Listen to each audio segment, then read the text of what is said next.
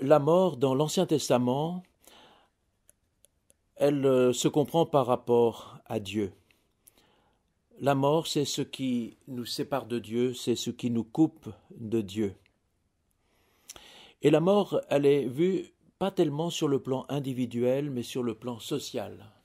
Ce qui est dramatique, c'est la mort du peuple de Dieu, beaucoup plus que la mort individuelle.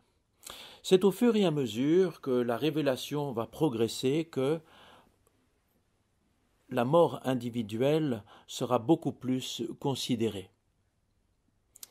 La mort suppose une vie dans l'au-delà, ce n'est pas très clair. Dans l'Ancien Testament, on parle du Sheol, c'est-à-dire l'âme va dans un royaume, on peut parler du royaume des ombres.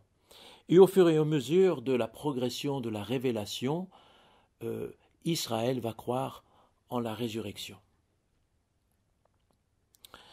La mort pour le chrétien, surtout à la suite du Christ, c'est l'introduction, c'est le passage à la vie éternelle. Après une longue réflexion, on sait très bien qu'avant le péché originel, la mort existait, elle était comme un sommeil, c'est la dormition de la Vierge Marie.